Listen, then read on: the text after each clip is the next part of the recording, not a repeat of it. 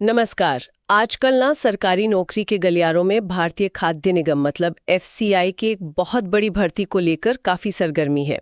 सुनने में आ रहा है कि शायद 2025 में हजारों की संख्या में नौकरियां आने वाली हैं। ये खबरें हवा में तो हैं ही, पर आज हम कोशिश करेंगे कि इन रिपोर्ट्स की तह तक जाएं और समझें कि इस गहमा गहमी के पीछे कितना ठोस आधार है और इसका तैयारी करने वालों के लिए क्या मतलब है। बिल्कुल। और ये सिर्फ एक और भर्ती की खबर नहीं लग रही है। जिस पैमाने की बात हो रही है, मतलब लगभग 30,000 या शायद उससे भी ज्यादा पद, अगर ये सच साबित होता है तो ये वाकई हाल के वर्षों की सबसे बड़ी सरकारी भर्तियों में से एक हो सकती है। हाँ, ये आंकड़ा अपने आप में आप देखिए काफी महत्वपूर्ण है और दिखाता है कि एफसीआई शायद अपने ऑपरेशंस का विस्तार कर रहा है या फिर पिछले कुछ सालों से जो पद खाली पड़े हैं उन्हें भरने की तैयारी में है। 30,000 ये आंकड़ा तो मतलब वाकई चौंकाने वाला है। लेकिन क्या रिपोर्ट्स में इस बात का कोई संकेत है कि ये संख्या कितनी पक्की है या ये महज एक शुरुआती अनुमान है जो आगे चलकर बदल भी सकता है? अक्सर ऐसा होता है ना, सरकारी भर्तियों में विज्ञापित पद कुछ होते हैं, भर्ती कुछ और होती है। हाँ, ये सवाल बिल्कुल वाजिब है। देखिए, अभी तक तो कोई ऑफिशियल नोटिफिकेशन नहीं आया है ना? तो इन आंकड़ों को एकदम पुख्ता मानना थोड़ी जल्दबाजी होगी। ये संख्या जो आ रही है, ये अलग-अलग मीडिया रिपोर्ट्स और कुछ अंदरूनी सूत्रों के हवाले से ही है। अच्छा। हो सकता है ये एफसीआई के अपने इंटरनल असेसमेंट पर आधारित हो, जिसमें वो भविष्य की ज़रूरतें, रिटायरमेंट, मौजूदा वैकेंसीज, इन सबको ध्यान में रख रहे हों। लेकिन हाँ, जब तक आधिकारिक नोटिफिकेशन नहीं आता, इसे एक संभावित आंकड़ा ही मानना चाहिए। फिर भी इतना तो मुझे लगता है तय है कि एफसीआई एक बड़ी भर्ती की योजना बना रहा है, भले ही फाइनल नंबर थोड़ा कम ज्यादा हो जाए। ये समझना भी महत्वपूर्ण है कि ये सिर्फ एक रोजगार का आंकड़ा नहीं है। एफसीआई तो देश की खाद्य सुरक्षा की रीढ़ है। इतने बड़े पैमाने पर भर्ती का मतलब है कि शायद एफसीआई पर जिम्मेदारियां बढ़ रही हैं। हो सकता है सरकार की कोई नई खाद्य वितरण योजना हो या भंडारण क्षमता का विस्तार, इसका कोई कनेक्शन हो सकता है। मतलब ये भर्ती रणनीतिक रूप से भी काफी अहमियत रखती होगी। बिल्कुल सही कहा आपने। ये भर्तियां एफसीआई के जमीनी स्तर के कामकाज को ही मजबूत करेंगे।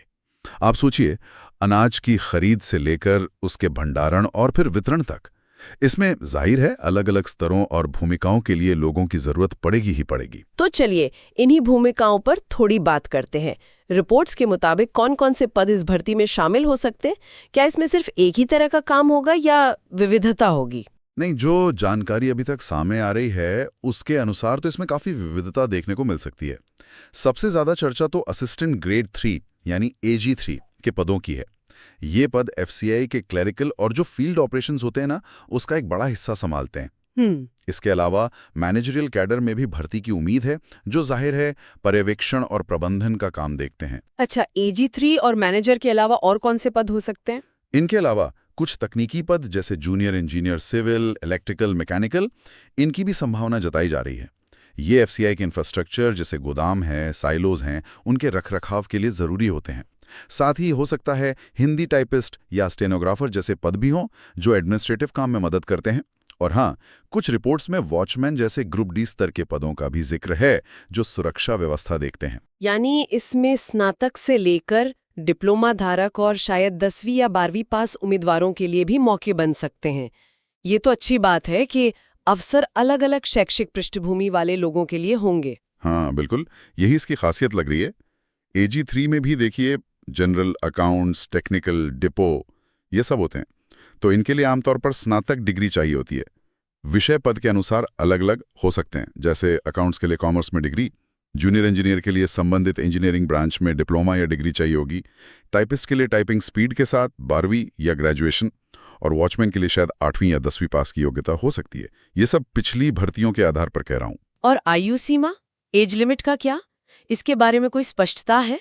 ये बहुत अहम होता है सरकारी नौकरियों में। सामान्य तौर पर जो परतन देखा गया है और जो रिपोर्ट्स इशारा कर रही हैं, उसके अनुसार ज्यादातर पदों के लिए न्यूनतम आयु तो 18 वर्ष ही रहेगी और अधिकतम आयु 27 या 28 वर्ष के आसपास रह सकती है। मैनेजर पदों के लिए ये थोड़ी ज्यादा, शायद 30 या 35 वर्ष तक भी हो सकती है।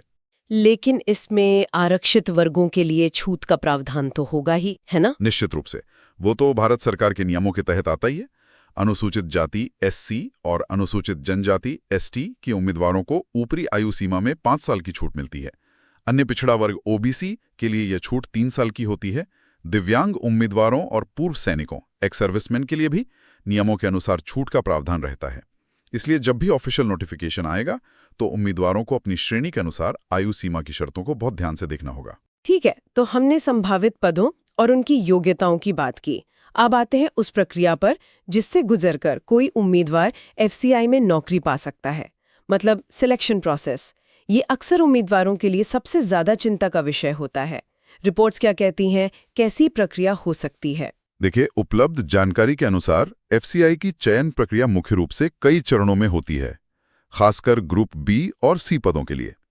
ज्यादातर पदों के लिए ये 2 चरणों वाली लिखित परीक्षा मतलब फेज 1 और फेज 2 पर आधारित होती है। फेज 1 के बारे में थोड़ा विस्तार से बताएं, ये किस तरह का होता है? फेज 1 आमतौर पर एक क्वालिफाइंग नेचर का ऑनलाइन ऑब्जेक्टिव टेस्ट होता है। क्वालिफाइंग मतलब इसके मार्क्स फाइनल मेरिट में नहीं जुड़ते, सिर्फ पास करना होता है। हाँ बिल्कुल, इसका मुख्य मकसद होता है कि जो लाखों आवेदन आते हैं उनमें से गंभीर उम्मीदवारों की छंटनी करना। इसमें सामान्यतः वही विषय होते हैं जो कई दूसरी कॉम्पिटिटिव परीक्षाओं में भी पूछे जाते हैं, जैसे अंग्रेजी भाषा, तर्क शक्ति क्षमता यानी रीजनिंग, संख्यात्मक अभियोग्यता यानी मैथ्स और सामान्य अध्ययन जिसमें करंट अफेयर्स भी शामिल हो सकते हैं।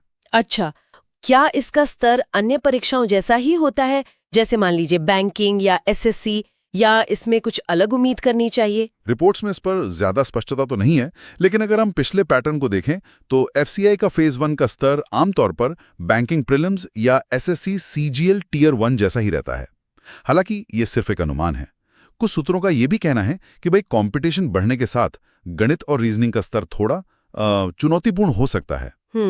इसलिए तैयारी करते समय एक अच्छे स्तर को मानकर चलना ही बेहतर होगा। और हाँ, इसमें सेक्शनल टाइमिंग और नेगेटिव मार्किंग भी होने की पूरी संभावना है। और जो फेज 1 पास कर लेते हैं उनके लिए फेज 2 कैसा होता है? आपने कहा था कि ये पद विशिष्ट होता है, इसका क्या मतलब है? हाँ, फेज 2 ही समझिए असली मेरिट तय करने वाला चरण होता है। पद विशिष्ट होने का मतलब है कि आप जिस पद के लिए आवेदन कर रहे हैं, परीक्षा का सिलेबस और पैटर्न उसी के अनुसार होगा। ये सुनिश्चित करता है कि उम्मीदवार के पास उस खास भूमिका के लिए जरूरी ज्ञान और कौशल है या नहीं। कोई उदाहरण देकर समझाएंगे? जरूर। जैसे मान लीजिए कोई AG3 अकाउंट्स के लिए आवेदन करता है तो फेज 2 में अकाउंटिंग, फाइनेंस, टैक्सेशन जैसे विषयों से जुड़े प्रश्न पूछे जाएंगे। अगर कोई AG3 टेक्निकल के लिए है तो उसका फोकस कृषि, बॉटनी, जूलॉजी, केमिस्ट्री, फिजिक्स जैसे विषयों पर होगा। AG3 जनरल के लिए शायद फेज 1 वाले विषय ही ज्यादा विस्तार और थोड़े गहरे स्तर पर पूछे जाएं। जूनियर इंजीनियर के लिए उनकी संबंधित इंजीनियरिंग स्ट्रीम के तकनीकी सवाल होंगे। और कुछ पदों के लिए जैसे AG3 डीपो शायद एक ही पेपर हो जिसमें सामान्य योग्यता के प्रश्न हो। इसमें डिस्क्रिप्टिव पेपर भी शामिल हो सकता है कुछ पदों के लिए, ये भी ध्यान रखना होगा। अच्छा, और मैनेजर पदों के लिए क्या प्रक्रिया यही रहती है या कुछ अलग? मैनेजर पदों के लिए प्रक्रिया थोड़ी और विस्तृत होती है। फेज 1 और फेज 2 की लिखित परीक्षाओं के बाद जो उम्मीदवार शॉर्टलिस्ट होते हैं उन्हें ग्रुप डिस्कशन यानी GD और साक्षात्कार यानी इंटरव्यू के लिए बुलाया जाता है। ओके, GD और इंटरव्यू भी। हाँ, इंटरव्यू का उद्देश्य उम्मीदवार के व्यक्तित्व, उसके कम्युनिकेशन स्किल्स, लीडरशिप क्षमता और पद के लिए उसकी ओवरऑल उपयुक्तता का आकलन करना होता है। मतलब मैनेजरियल पदों के लिए चयन प्रक्रिया बहुस्तरीय और ज्यादा गहन होती है। ये तो हुई चयन प्रक्रिया की बात। अब उस पहलू पर आते हैं जो अक्सर उम्मीदवारों को सबसे ज्यादा आकर्षित करता है, वेतन और अन्य लाभ, सैलरी एंड बेनिफिट्स। एफसीआई में नौकरी लगने पर किस तरह के वेतनमान और सुविधाओं की उम्मीद की जा सकती है? देखिए, सरकारी नौकरियों में वेतन आयोग की सिफारिशों के अनुसार वेतन तय होता है और एफसीआई भी इसी दायरे में आता है। रिपोर्ट्स के अनुसार असिस्टेंट ग्रेड 3 के पद के लिए शुरुआती मूल वेतन मतलब बेसिक पे ही 28,200 रुपए से शुरू होकर पे स्केल 79,200 रुपए तक जा सकता है। ये IDA पैटर्न के अनुसार है जो समय समय पर बदलता भी रहता है। ये तो सिर्फ बेसिक पे है। हाँ, ये सिर्फ बेसिक पे है। और मैनेजर पदों के लिए क्या उम्मीद करें? मैनेजर पदों के लिए बेसिक पे काफी ज्यादा होता है, संभवतः 40,000 या उससे भी अधिक से शुरू होकर 1,40,000 तक के पे स्केल में जा सकता है। पर मैं फिर कहूंगा, ये आंकड़े सांकेतिक है। वास्तविक वेतनमान तो आधिकारिक अधिसूचना में ही स्पष्ट होगा। बिल्कुल, बेसिक पे के अलावा और क्या मिलता है? क्योंकि अक्सर जो भत्ते होते हैं, अलाउंसेस, वो मिलकर कुल सैलरी को काफी बढ़ा देते हैं। बिल्कुल बिल्कुल। बेसिक पे के ऊपर कई तरह के भत्ते जुड़ते हैं। सबसे महत्वपूर्ण है महंगाई भत्ता यानी डियरनेस अलाउंस डीए, जो समय समय पर बढ़ता रहता है और बेसिक पे का एक बड़ा प्रतिशत होता है। फिर है मकान किराया भत्ता यानी हाउस रेंट अलाउंस एचआरए, जो पोस्टिंग वाले शहर के वर्गीकरण के आधार पर मिलता है। XYZ श्रेणी के शहर होते हैं ना, हाँ, उसके आधार पर। इसके अलावा ट्रांसपोर्ट अलाउंस, मेडिकल सुविधाएं खुद के लिए और परिवार के लिए, leave travel concession LTC, gratuity, और सबसे महत्वपूर्ण रिटायरमेंट के बाद पेंशन या अब जो NPS नेशनल पेंशन सिस्टम है उसका लाभ भी मिलता है। तो ये सब मिलकर न केवल एक अच्छी इन हैंड सैलरी सुनिश्चित करते हैं बल्कि एक सुरक्षित भविष्य का आधार भी बनते हैं। स्थिरता और सुरक्षा तो है, लेकिन अक्सर ये भी सुनने में आता है कि सरकारी क्षेत्र में शुरुआती पैकेज भले ही आकर्षक लगे, पर लंबे समय में वेतन वृद्धि की रफ्तार शायद उतनी तेज नहीं होती जितनी प्राइवेट सेक्टर में कुछ भूमिकाओं में हो सकती है। क्या इस पहलू पर भी उम्मीदवारों को विचार करना चाहिए? ये एक बहुत व्यावहारिक बिंदु है। सरकारी नौकरियों में वेतन वृद्धि मुख्य रूप से वेतन आयोग की सिफारिशों और वार्षिक वेतन वृद्धि जो एनुअल इंक्रीमेंट होता है उस पर निर्भर करती है। वो एक निश्चित दर से होती है, प्रमोशन होने पर पे स्केल बदलता है। प्राइवेट सेक्टर में खासकर हाई परफॉर्मेंस वाले क्षेत्रों में वेतन वृद्धि ज्यादा तेज हो सकती है, इसमें कोई शक नहीं, लेकिन वहां जॉब सिक्योरिटी और अन्य लाभ शायद उतने सुनिश्चित ना हो। सही बात है। तो ये एक तरह का ट्रेड ऑफ है जिसे उम्मीदवार को अपनी प्राथमिकताओं के आधार पर देखना होगा कि उसे स्थिरता और लाभ चाहिए या संभावित तेज वेतन वृद्धि। हालांकि डीए जैसी चीजें महंगाई से सुरक्षा प्रदान करती हैं, जो एक बहुत बड़ा प्लस पॉइंट है सरकारी नौकरियों का। और हाँ, एचआरए की बात करते हुए ये भी ध्यान रखना चाहिए कि पोस्टिंग कहाँ मिलती है, इस पर भी बहुत कुछ निर्भर करता है। छोटे शहरों या दूर दराज के इलाकों में पोस्टिंग होने पर शायद एचआरए उतना आकर्षक न लगे या फिर अच्छा आवाज ढूंढना एक चुनौती हो। एकदम सही कहा आपने। ये FCI जैसी संस्थाओं के नौकरियों का एक पहलू है जिनकी उपस्थिति पूरे देश में है। पोस्टिंग कहीं भी हो सकती है, महानगरों से लेकर छोटे कस्बों तक। तो उम्मीदवारों को इसके लिए मानसिक रूप से तैयार रहना चाहिए। चलिए अब करियर ग्रोथ की बात करते हैं। प्रमोशन के क्या अवसर है? क्या FCI में सिर्फ एक ही पद पर काम करते रहना होता है या आगे बढ़ने के भी मौके मिलते हैं? नहीं, ऐसा नहीं है। FCI में करियर में आगे बढ़ने की अच्छी संभावनाएं बताई जाती हैं। प्रमोशन का एक तय चैनल है, एक स्ट्रक्चर है। उदाहरण के लिए अगर कोई AG3 के पद पर ज्वाइन करता है तो वो विभागीय परीक्षाओं और वरिष्ठता के आधार पर प्रमोशन पाकर AG2 फिर AG1 बन सकता है। इसके बाद आगे चलकर असिस्टेंट मैनेजर, डिप्टी मैनेजर और यहां तक कि मैनेजर और उससे ऊपर के पदों तक भी पहुंचने की संभावना रहती है। अच्छा, ये प्रमोशन किस आधार पर होते हैं? क्या सिर्फ समय बिताने से, मतलब सीनियरिटी से प्रमोशन मिल जाता है? नहीं, अब वो जमाना गया। इसमें दो मुख्य कारक होते हैं। वरिष्ठता, सीनियरिटी, यानी आपने कितने साल सेवा की है, ये तो है ही, और दूसरा बहुत महत्वपूर्ण, प्रदर्शन, परफॉर्मेंस। हाल के वर्षों में सरकारी विभागों में भी प्रदर्शन आधारित मूल्यांकन, जो परफॉर्मेंस अप्रेजल होता है, उस पर जोर बढ़ा है। तो सिर्फ सेवा अवधि ही काफी नहीं है। कर्मचारी का काम कैसा है, उसकी दक्षता, सत्यनिष्ठा और विभागीय परीक्षाओं में उसका प्रदर्शन कैसा रहा है, ये सब मायने रखता है। जो लोग योग्य हैं और मेहनत करते हैं, उनके लिए आगे बढ़ने के रास्ते बिल्कुल खुले रहते हैं। ये सब सुनकर तो वाकई लगता है कि अगर ये भर्ती आती है तो ये हजारों युवाओं के लिए एक शानदार अवसर होगा। तो अब सबसे जरूरी सवाल, जो लोग इस अवसर का लाभ उठाना चाहते हैं, उन्हें अभी से क्या करना चाहिए? इंतजार करना तो शायद समझदारी नहीं होगी, है ना? बिल्कुल नहीं। इतनी बड़ी भर्ती की खबर सुनकर ही लाखों उम्मीदवार तैयारी में जुट जाएंगे या जुट गए होंगे। कंपटीशन बहुत बहुत कड़ा होने वाला है, इसलिए ऑफिशियल नोटिफिकेशन का इंतजार किए बिना अभी से तैयारी शुरू कर देना ही सबसे सही रणनीति है। कुछ बुनियादी चीजों पर तो तुरंत ध्यान देना चाहिए। जैसे कि क्या करें अभी से? पहला, फेज 1 के जो मुख्य विषय हैं, अंग्रेजी, गणित और तर्क शक्ति, इन पर मजबूत पकड़ बनाएं। रोजाना अभ्यास करें, अपनी कमजोरियों को पहचानें और उन पर खास तौर से काम करें। दूसरा, सामान्य अध्ययन और करंट अफेयर्स को बिल्कुल नजरअंदाज ना करें। रोज अखबार पढ़ें, न्यूज़ फॉलो करें और पिछले कम से कम 6-8 महीनों की महत्वपूर्ण घटनाओं को नोट करते चलें। FCI या खाद्य सुरक्षा से संबंधित हालिया खबरों पर विशेष ध्यान दें तो और अच्छा। तीसरा, जैसे ही सिलेबस थोड़ा स्पष्ट हो जाए, आप पिछले पैटर्न के आधार पर भी शुरू कर सकते हैं। मॉक टेस्ट देना शुरू करें। इससे आपको परीक्षा के पैटर्न, टाइम मैनेजमेंट और अपनी तैयारी के स्तर का बिल्कुल सही अंदाजा लगेगा। और क्या सलाह देंगे आप तैयारी के अलावा? एक और महत्वपूर्ण बात है निरंतरता, मतलब कंसिस्टेंसी। रोज थोड़ा थोड़ा पढ़ें, लेकिन नियमित रूप से पढ़ें। एक टाइम टेबल बनाएं और कोशिश करें कि उसका पालन करें। और हाँ, सबसे जरूरी, जैसे ही ऑफिशियल नोटिफिकेशन जारी हो उसे शब्दशः बहुत ध्यान से पढ़ें।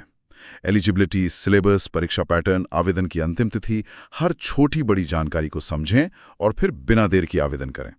आखिरी दिनों का इंतजार करने से बचें, क्योंकि अक्सर वेबसाइट पर लोड बढ़ने से दिक्कतें आ सकती हैं। बिल्कुल सही। तैयारी के साथ साथ ये प्रक्रियात्मक चीजों का ध्यान रखना भी उतना ही जरूरी है। हाँ, और एक अंतिम बात मेरी तरफ से, सकारात्मक रहें और अपनी तैयारी पर भरोसा रखें। मेहनत कभी बेकार नहीं जाती है। तो आज हमने एफसीआई की इस संभावित मेगा भर्ती 2025 की संभावनाओं पर काफी गहराई से बात की। हमने देखा कि लगभग 30,000 पदों की उम्मीद की जा रही है, जिनमें असिस्टेंट ग्रेड 3 से लेकर मैनेजर और जूनियर इंजीनियर तक कई तरह की भूमिकाएं हो सकती हैं। अलग अलग शैक्षिक योग्यता वाले उम्मीदवारों के लिए इसमें मौके नजर आ रहे हैं। चयन प्रक्रिया में 2 चरणों की लिखित परीक्षा और कुछ पदों के लिए इंटरव्यू शामिल हो सकता है। वेतनमान आकर्षक है और साथ में कई तरह के भत्ते और लाभ भी हैं। और हाँ, करियर में आगे बढ़ने की भी अच्छी संभावनाएं हैं। और इस पूरी चर्चा का सार, निचोड़ यही है कि अवसर बड़ा है, लेकिन चुनौती भी उतनी बड़ी होगी। सफलता के लिए जरूरी है कि तैयारी अभी से पूरी गंभीरता और एक सही रणनीति के साथ शुरू की जाए। फेज 1 के जो बुनियादी विषय हैं, अंग्रेजी, गणित, रीजनिंग और सामान्य ज्ञान, इन पर फोकस करना पहला कदम होना चाहिए। आधिकारिक घोषणा का इंतजार किए बिना अपनी नींव मजबूत करना ही समझदारी है। ये सोचना वाकई दिलचस्प है कि जब हजारों पद आते हैं तो लाखों लोग उसके लिए सपने देखते हैं और तैयारी करते हैं। ऐसे में सिर्फ सिलेबस पूरा कर लेना या मॉक टेस्ट दे देना ही शायद काफी ना हो। असली सवाल ये है कि इस भीड़ में खुद को अलग कैसे साबित किया जाए। वो कौन सी छोटी छोटी बातें हैं, चाहे वो रिवीजन की तकनीक हो, समय प्रबंधन का तरीका हो या किसी खास विषय पर आपकी गहरी पकड़ हो, जो आपको दूसरों से बस एक कदम आगे ले जा सकती हैं। शायद इस पर विचार करना और अपनी तैयारी में वो एक्स्ट्रा एज लाना ही इस सुनहरे अवसर को भुनाने की कुंजी हो सकता है। क्या कहते हैं आप? बिल्कुल बिल्कुल, वो एक्स्ट्रा एफर्ट ही फर्क पैदा करेगा।